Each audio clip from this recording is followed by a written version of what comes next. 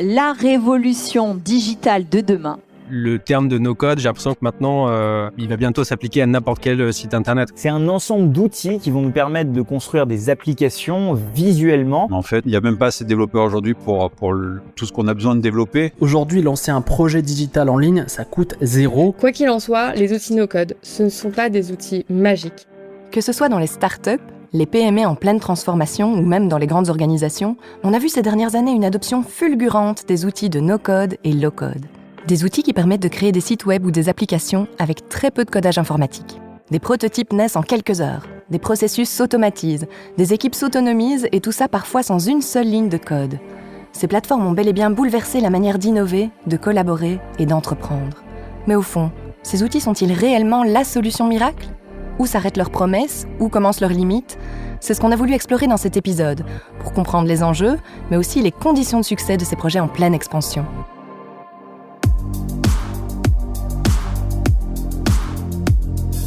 Moi, c'est Roxane, la petite voix du Digital Lab. Le Digital Lab, c'est un lieu d'échange et de rencontre pour tous les acteurs de l'écosystème numérique wallon ancré au sein de HEC Liège, l'école d'économie et de gestion de l'Université de Liège. Après chacune de nos soirées débats, je me glisserai dans vos écouteurs pour vous faire revivre les meilleurs moments de ces rencontres et en bonus, vous donner des outils et des pistes de réflexion face à la digitalisation, que ce soit dans votre entreprise, dans votre équipe ou tout simplement dans votre vie privée.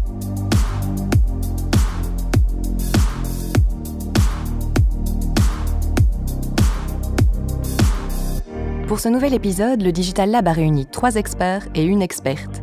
Tout d'abord, il y avait Jérémy Cormand, formateur en intelligence artificielle et fondateur de Marketing Makers, Airplan et de Café Numérique Liège. Ensuite, Christine Standard, Product Owner Low Code chez Iris et consultante indépendante en Business Development numérique. À ses côtés, Louis Dviron, responsable pédagogique de Bicode et expert en intelligence artificielle. Et enfin, Frédéric Holmes, professeur en innovation et entrepreneuriat à HEC Liège et spécialiste des techniques de prototypage, notamment via des outils no-code. Pour entamer la discussion, nous avons cherché à comprendre d'où venait ce boom du low-code et du no-code.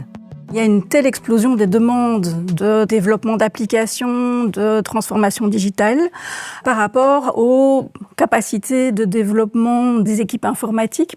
Et donc, l'idée est d'amener des solutions qui vont pouvoir permettre à des gens qui sont non techniques, non développeurs, de développer des applications et ou des processus d'automatisation. Si ces outils répondent à une pénurie actuelle de développeurs, créer des sites web sans coder, ça se fait déjà depuis longtemps. Le concept, finalement, de rendre accessibles des technologies au plus grand nombre avec des interfaces intuitives vient probablement beaucoup plus tôt. Moi, j'ai souvenir de Dreamweaver, FrontPage, par exemple, qui permettait tout simplement de ne pas coder et de quand même mettre un site en ligne relativement facilement, début des années 2000. Bien que les premières tentatives de créer de manière simplifiée émergent déjà dans les années 80 et 90, Dreamweaver annonce les prémices du no-code avec son approche « What you see is what you get ». Mais il faut attendre 2010 pour que le mouvement no-code se déploie réellement et vienne démocratiser l'innovation technologique. Et entre 2010 et 2020, la multiplication de créateurs d'applications visuelles et le développement de l'interface graphique permettent alors à des profils non techniques de créer des applications. Tout ça grâce à des modèles prédéfinis et la technique du glisser-déposer. Et qui est venu mettre son grain de sel récemment ? L'intelligence artificielle, bien sûr. Comme nous l'explique Louis, responsable pédagogique chez Bicode, elle vient apporter l'ingrédient final à la recette du succès. Dans un premier temps, le low-code, no-code a permis de créer des choses en bougeant des boutons manuellement, donc en faisant finalement visuellement ce qu'un code informatique faisait dans une espèce de langage un peu abrupt. Et puis maintenant, on a au-delà de ça l'intelligence artificielle qui permet de se documenter très facilement sur tous ces outils-là, et en plus aussi de coder finalement même plus en bougeant des boutons, mais en écrivant. Et donc on peut tout à fait prompter en langage naturel, en écrivant ce qu'on veut développer. L'IA fait elle-même l'outil. Et donc en mettant vraiment ces compétences de « je sais ce que je demande, je suis capable de le faire et je comprends comment ça fonctionne un petit peu derrière », là on a un trio parfait pour devenir le développeur de demain. Ce trio low-code, no-code et IA offrirait donc un potentiel incroyable. Mais alors que le no-code ne demande aucune compétence en codage, le low-code nécessite malgré tout l'intervention d'un développeur. La distinction technique, elle, est claire. Par contre, le choix de la solution la plus pertinente va dépendre de plusieurs critères. En fait, il y a toute une granularité et toute une évolution de ces différents types de solutions, avec d'un côté le no-code qui va peut-être répondre à des solutions plus pragmatiques, plus ponctuelles pour des organisations plus petites pour du démarrage. Et puis, on peut aller jusqu'à des énormes plateformes, enfin des grosses plateformes low-code complètes qui, elles, sont capables de supporter beaucoup d'applications différentes au sein d'une grosse organisation. Les outils peuvent donc répondre à des besoins très variés et pour différents types d'organisations. Christine, qui accompagne des entreprises dans leur transformation digitale, identifie 3 principaux types d'applications. On peut très bien faire aussi de l'optimisation interne de processus. Donc se dire, j'ai encore des processus qui sont sur papier Excel ou sur papier même, eh bien je peux créer une petite application, un petit processus avec du no-code, du low-code. Donc ça, c'est de l'optimisation interne. L'autre chose aussi qu'on voit souvent dans les entreprises, c'est ce qu'on appelle le legacy. Ce sont des vieilles applications qui sont là depuis des années, qui sont dans du vieux code, où les développeurs ont quitté la société et donc on a un problème, eh bien on peut réécrire facilement avec du low-code. Et bien sûr, tout le troisième volet, c'est tout ce qui est site web, portail d'entreprise, etc. Et donc en fait, la palette est énorme de possibilités avec le low-code. Voilà qui est prometteur et qui pourrait largement servir à des entrepreneurs. Mais pour cela, il faut tout de même se former un minimum. Et ça tombe bien, B-Code a développé une formation spécifique rien que pour les entrepreneurs et entrepreneuses. Louis nous explique pourquoi. On pense que c'est particulièrement pertinent justement pour l'entrepreneuriat. Et des gens qui veulent lancer leur business, qui veulent lancer leur outil, au-delà des aspects managériaux qui sont enseignés dans plein d'écoles ou des aspects processus, comment créer son entreprise, etc., il y a l'aspect produit. Et pour l'aspect produit, là où avant on avait besoin de CTO d'une équipe technique, on peut aujourd'hui le faire soi-même en no-code, mais pour ça il faut le faire intelligemment, etc. Et donc on a créé un prototype de formation no-code l'année passée en partenariat avec Orange et KBC Startit pour que des gens qui ont un projet entrepreneurial puissent venir tester leur outil et le prototyper à travers des outils no-code. Les plateformes de développement low-code et no-code changeraient donc la donne, aussi bien pour les entreprises de taille importante que pour les entrepreneurs. Alors qu'ils envahissent littéralement le marché, voyons avec Jérémy quel type d'outil peut s'avérer utile dans le cadre d'un projet entrepreneurial. Donc Lovable, c'est un outil qui permet de générer un site web, voire une application web, juste avec de l'IA générative, donc juste en décrivant, en promptant à Lovable ce qu'on souhaite obtenir. Donc si je dis, je souhaite le site Data Science Liège, je peux décrire le site que je veux et il va générer automatiquement le site avec le contenu. Et cet outil-là, en particulier, j'aurais tendance à l'utiliser pour du prototypage, donc dans des phases d'entrepreneuriat, de lancement de produits, parce que c'est un moyen d'aller très vite, mais avec de très gros risques si on décide d'industrialiser derrière. Si le produit fonctionne et qu'on décide de reposer tout le produit sur cette base-là. Voilà un cas d'usage concret pour les entrepreneurs, le prétotypage. Le Venture Lab le définit comme une méthode qui permet de valider une hypothèse sur un produit ou un service en réalisant une expérience qui est à la fois rapide, peu coûteuse et au contact des clients. Les outils low-code, no-code et IA comme Lovable vont donc permettre de pouvoir tester des solutions rapidement et sans risque financier. Mais attention, avant de se lancer dans des projets no-code et low-code, il ne faut pas oublier leurs limites techniques qui pourraient poser problème au-delà de la phase de prototypage. Imaginons que je souhaite lancer une application parce que j'ai une idée, mais sur le long terme, si je veux maintenir l'application et surtout la rendre accessible à l'échelle, avec un très grand nombre d'utilisateurs et la pérenniser sur un certain nombre d'années, je vais avoir un problème. Je vais avoir un problème parce qu'on arrive à des limites, en fait. Des limites qui sont notamment propres à l'IA générative. Pour dépasser ces limites techniques, il faut donc avoir les compétences en interne pour modifier le code et développer l'outil au maximum. Mais on s'éloigne alors du spectre du low-code et du no-code. Frédéric, en tant que formateur aux techniques de prétotypage, nous éclaire sur le bon équilibre à trouver parmi les techniques de développement. Je pense que le no-code, particulièrement, peut être très utile pour aller prétotyper, pour vraiment essayer, faire des essais, des erreurs très rapidement, à très faible coût. Et puis, une fois qu'on a un petit peu compris ce qu'il faut faire, alors là, je pense qu'il faut revenir vers des outils plus classiques, plus robustes, mais au moins, on peut venir avec un cahier des charges qui a été validé relativement bon marché. Et qu'en est-il alors des coûts d'utilisation de ce type d'outils ? Sont-ils suffisamment rentables et scalable, c'est-à-dire capables de fonctionner aussi bien lorsque le trafic et le nombre d'utilisateurs évoluent ? Alors qu'ils ont été créés notamment pour réduire les coûts de développement, la question financière semble faire débat auprès de nos intervenants. Ces outils c'est le modèle freemium. Donc au début, c'est gratuit. Mais dès lors qu'on a, 1000 clients dans son CRM no-code, là, ça commence à douiller. Ça peut devenir très cher. Et surtout, il y a plein d'outils pour des tâches différentes. Et chaque outil, on va le payer. Donc si on fait, je sais pas moi, une base de données avec Airtable et puis un site, une interface avec Webflow pour citer un peu les outils, mais chaque fois on va payer chacun des outils. Donc finalement, alors ce sera moins cher que de partir de zéro et d'avoir une équipe de développeurs évidemment, mais ça reste quand même des coûts qui à la fin peuvent être importants. Jérémy, est-ce qu'il y a ce côté cumulatif justement, ou peut-être qu'il y a de l'overlap entre des outils où on se dit que j'ai plusieurs licences, mais voilà, je n'utilise pas le plein potentiel? Ça peut coûter cher, mais c'est qu'ils ne sont pas suffisamment rentabilisés. Par exemple, si je prends un outil comme Webflow, c'est un outil qui est relativement cher si on le compare à WordPress. Mais si on le considère trop cher, c'est souvent qu'il est mal utilisé. Parce que Webflow, on peut le pousser vraiment très loin en très peu de temps avec très peu de moyens, si on maîtrise parfaitement l'outil et si on a du temps à consacrer à cet outil-là. Les cas où on se trouve dans la situation où ces outils-là coûtent trop cher, c'est qu'on n'est pas sur le bon projet entrepreneurial, on n'est pas dans la bonne configuration, il y a des overlaps peut-être dans l'entreprise avec d'autres fonctions. Mais personnellement, j'ai rarement eu vraiment cette situation où je me disais « Ah oui, ça coûte finalement trop cher par rapport à ce que ça rapporte ». Selon Frédéric, pour éviter une explosion des coûts, la réussite d'un projet no-code ou low-code repose avant tout sur une bonne compréhension des outils. L'outil, il est juste au service.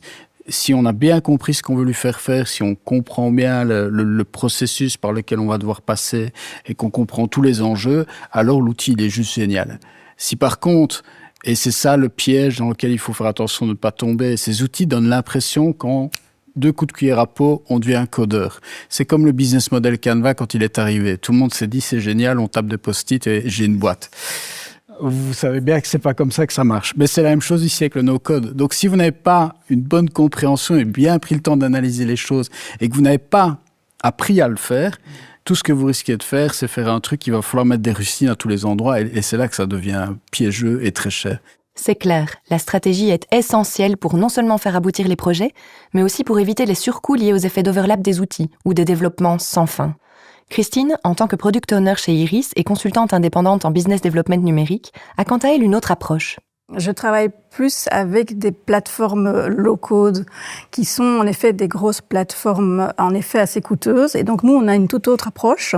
C'est de dire que quand on a une approche low-code, c'est pour une raison de manque de ressources dans une grosse entreprise. Et donc ce qu'on fait, c'est qu'on a vraiment une approche avec une méthodologie bien définie, de dire on cartographie tout ce qu'on pourrait faire avec le low-code. Et tout ce qu'on ne pourrait pas faire, on les écarte. On cartographie ça, on les priorise et on les met dans une roadmap. Et on fait vraiment l'exercice du retour sur investissement sur une longue durée. Parce que ça nécessite en effet de prendre en compte une explosion de coûts des licences. Mais normalement, après un certain temps et quand on y met le volume et la vision stratégique, on a un retour sur investissement. Tout ce potentiel, ça fait rêver. Mais heureusement que nos invités sont là pour nous ramener sur Terre et nous rappeler les pièges à éviter. Ils peuvent être d'ordre technique ou financier si les outils ne sont pas rentabilisés ou s'ils ne répondent pas à un objectif bien défini. Si les pièges et les limites sont clairs, nous avons cherché aussi à comprendre quels sont les facteurs favorables au développement de ces solutions. Il faut éviter cette espèce de tourisme du no-code et du low-code où on essaye de s'amuser un peu partout parce qu'en effet, dans une entreprise qui est structurée, ça peut vite ne plus marcher. Et donc c'est pour ça que, et c'est avec ma casquette Bicode aussi, mais d'insister sur le côté formation et de pouvoir vraiment avoir une approche qui soit structurée, qui soit intelligente. La limite, finalement, n'est pas technique, parce qu'en effet, techniquement, c'est facile, mais en fait, elle est dans le mindset et dans la structuration de la pensée, même dans l'aspect produit, finalement, dans la stratégie produit. L'architecture. Et l'architecture, en effet, qui permettent d'avoir quelque chose de qualité à la fin. En tout cas, il faut un mindset d'entrepreneur, parce qu'il faut pouvoir pousser le projet au bout, le protéger au maximum. Et puis la question, effectivement, où je mets le curseur par rapport à la gouvernance et des data, ça c'est une question qui est entre guillemets personnelle, mais en même temps de culture d'entreprise. Mais à un moment donné, il va y avoir une petite friction, on n'aura pas le curseur au bon endroit, il va falloir quand même y aller, quoi. Donc il faut vraiment des profils qui aient un petit peu le côté, la fibre entrepreneuriale. Donc c'est un peu ce qu'on appelle l'intrapreneurship. L'intrapreneurship, comme le soulève Nicolas, c'est le processus par lequel un employé se lance dans un projet d'innovation en utilisant les ressources de l'entreprise. Un mindset qui est très favorable à l'émergence de projets low-code et no-code dans une organisation, tout comme le concept d'ambidextrie. Ce qu'on va appeler l'ambidextrie, c'est justement être capable de continuer à faire ce qu'on faisait bien et progressivement aller justement changer les habitudes, mais avec le support et le soutien du top level, parce que sinon rien ne se passe. Donc c'est corporate, et puis les intras qui vont aller bosser, à qui on a confié l'élan d'y aller. et ils se sentent à l'aise de pouvoir le faire. Et alors, ces outils peuvent devenir juste, je pense, géniaux. Donc il faut s'assurer d'avoir une culture, une maturité qui soit présente. Il faut bien comprendre les processus, bien avoir sa roadmap priorisée en tout cas parmi les différentes actions. Nicolas résume bien les éléments clés de réussite. Mais pour que la magie opère totalement, il reste à identifier les profils qui vont permettre d'activer tout le potentiel de ces outils. C'est plus des profils de type des business analysts qui sont vraiment les personnes qui ont le mindset, c'est-à-dire qui ont la compréhension business, la compréhension des enjeux du digitaux, mais qui ont aussi la structuration et qui savent ce que c'est une donnée, un process, le cloud, pas le cloud, etc. Et c'est ce genre de profil qui va bien réussir et attirer le meilleur profit du low-code, no-code. Et quand on étend ça à des plus grosses organisations et des plus grosses structures, l'énorme levier qu'apporte le low-code, c'est justement des équipes qui font un merge de personnes du business et de personnes de l'IT. Et c'est là où on en tire tout l'intérêt, parce qu'il y a un vrai dialogue qui se met entre les deux types de profils. Et donc c'est comme ça qu'on développe aussi plus vite et mieux, et qu'il n'y a plus de ping-pong entre des différents types de profils. Réunissez profil business et profil IT, laissez agir et abracadabra, débloquez tout le potentiel du no-code et du low-code. Bon, avant de clôturer cet épisode, et pour donner tort à tous ceux qui craignent la fin du métier de développeur, fermez les yeux et imaginez avec nous le développeur de demain. Moi, je pense que, justement, le développeur du futur, c'est un développeur ou la développeuse, parce que le métier n'est pas encore assez féminin, mais on y travaille. C'est celui ou celle qui maîtrise à la fois le développement, mais à la fois aussi l'IA et des processus typiquement low-code, peut-être plus encore que le no-code. Parce que si on a ces différentes casquettes-là, on devient presque indispensable. Parce que quelqu'un qui utilise l'IA pour développer, mais qui n'a aucune maîtrise de la programmation derrière, on arrive à tous les écueils qu'on a déjà parlé aujourd'hui. Mais si le développeur maîtrise l'IA, il peut l'utiliser comme un atout pour être plus productif, plus efficace, et faire un travail finalement plus qualitatif, parce que lui, il est capable d'avoir son code, d'avoir la compréhension de ce que l'IA lui génère, et en plus de ça, de lui formuler les bonnes questions pour que le résultat soit à la hauteur. Donc cette triple casquette est intéressante, et c'est pour moi le profil du futur. Pour clôturer ce numéro, si vous souhaitez vous lancer dans ce type de projet, voici les conseils de nos invités. J'aurais une recommandation à faire, c'est de se faire entourer. Se faire entourer, se faire accompagner par des gens qui baignent dedans et qui ont déjà subi des écueils et qui ont l'expérience. Parlez à vos clients, comprenez-les, mettez-vous dans leur basket et après choisissez l'outil qu'il faut. Bien penser, architecturer son projet au départ pour choisir ensuite les outils qui vont dans les bonnes cases pour faire son prototype. Il faut probablement se rendre le plus agile possible, le plus mobile possible. Donc c'est être capable de se dire demain, si je dois changer d'outil, si je dois changer de paradigme, est-ce que c'est possible? Qu'est-ce qui m'en empêche? L'épisode touche maintenant à sa fin. Mais comme vous le savez, on ne vous laisse jamais partir sans un petit quiz. Alors, vous êtes prêts? Première question. Nous avons parlé des limites et des risques des technologies. Quel est selon vous le risque courant associé à la prolifération des outils no-code dans une entreprise? Réponse A. Une diminution des coûts de maintenance. Réponse B. L'apparition d'applications fantômes non gérées, ce que l'on appelle le shadow IT. Réponse C. Une dépendance accrue aux développeurs seniors. Réponse B. Le no-code permet à des utilisateurs non développeurs de créer des solutions, ce qui peut entraîner des outils non supervisés qui échappent au contrôle des équipes IT. Deuxième question. Pourquoi les développeurs expérimentés utilisent-ils parfois le low-code malgré leurs compétences en programmation? Réponse A. Pour éviter toute relecture de code. Réponse B. Pour se passer entièrement des frameworks classiques. Réponse C. Pour accélérer les parties répétitives et consacrer plus de temps aux aspects complexes. Réponse C. Le low-code permet de créer rapidement les éléments standards d'une application afin de concentrer l'expertise sur les développements spécifiques et à plus forte valeur ajoutée. Troisième question. De quels critères importants doit-on tenir compte pour faire son choix entre une plateforme low-code ou no-code? Réponse A. Le nombre de couleurs disponibles dans l'interface. Réponse B. La capacité d'intégration avec les systèmes et API existants. Réponse C. La présence d'un mode hors ligne obligatoire. Et c'est à nouveau la réponse B. L'intégration au système existant est essentielle pour garantir que l'application low-code, no-code s'insère correctement dans l'écosystème informatique. Ça permet d'assurer la fluidité entre votre nouvelle application et vos outils actuels. Ça garantit que votre application peut utiliser des données et des fonctionnalités d'autres systèmes, et vice-versa. Avant de nous quitter, relevons rapidement les points importants. Si créer un site web, une application ou encore automatiser un workflow avec très peu de code ou sans code est très tentant, ces outils requièrent des compétences et une stratégie pour en tirer tout le potentiel. Que ce soit pour de grandes entreprises ou des entrepreneurs, choisir le bon outil, comprendre ses limites et définir son périmètre d'utilisation permet d'éviter des développements hasardeux et coûteux.